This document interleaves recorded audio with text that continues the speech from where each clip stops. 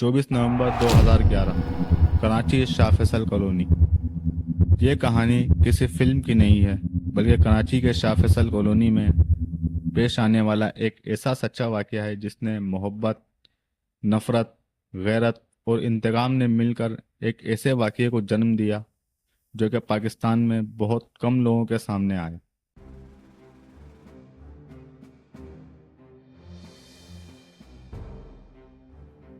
सवाल ये है, क्या वो माँ कातिल थी या मजलूम?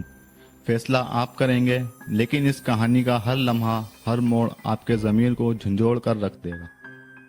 ये है ज़ैनब और सोनिया की सच्ची कहानी। 1992, 23 अगस्त।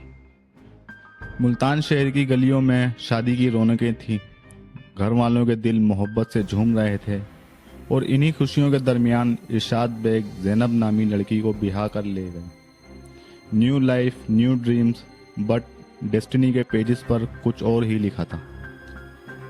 एक साल बाद ज़ैनब के यहाँ बेटी पैदा हुई, लेकिन ये खुशी भी आजी साबित हुई। 24 जनवरी 1998 को इरशाद एक बीमारी की वजह से अपनी ज़िंदगी से हाथ धो बैठा।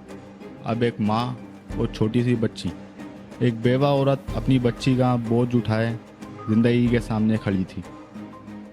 साल 1998 में ही ज़ैनब अपने भाई के कहने पर कराची आ गई। किस्मत ने उसे एक बंगले पर नौकरी दिलवाई।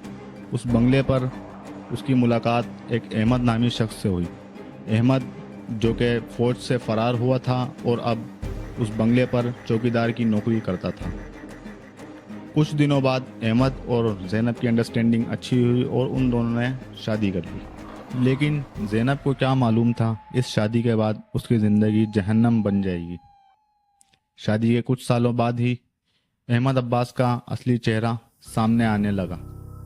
काम पर ना जाना, बात बात पर गुस्सा करना, झगड़ा करना, नशा करना और अजीब अजीब हरकतें करना, जिसकी वजह से घर का माहौल बहुत ज़्यादा बिगड़ने लगा।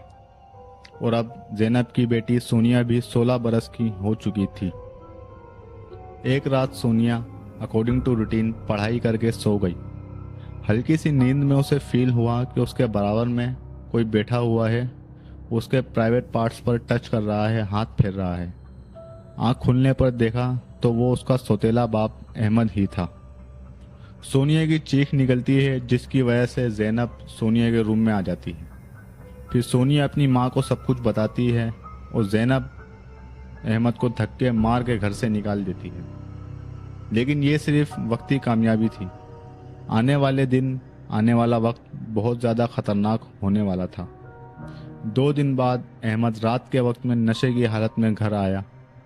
ज़ैनब को बहुत बुरी तरह मारा और सोनिया पर भी जुल्म करने की कोशिश की। अब ज़ैनब का सब्र टूटने के करीब था।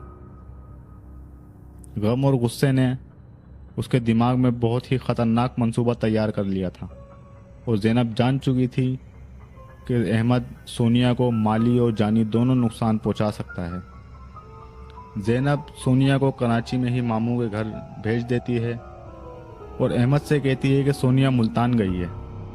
इस गुस्से में अहमद मुल्तान जाता है। मुल्तान जाने के बाद अहमद को पता लगता है कि ज़ैनब, मामू के बेटे और सोनिया सब के सब मिले हुए हैं। अब गुस्से की वजह से अहमद वापस कराची आता है।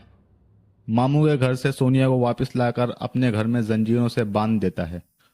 अहमद की ये हरकत ज़ैनब की बर्दाश्त से बाहर हो चुकी थी।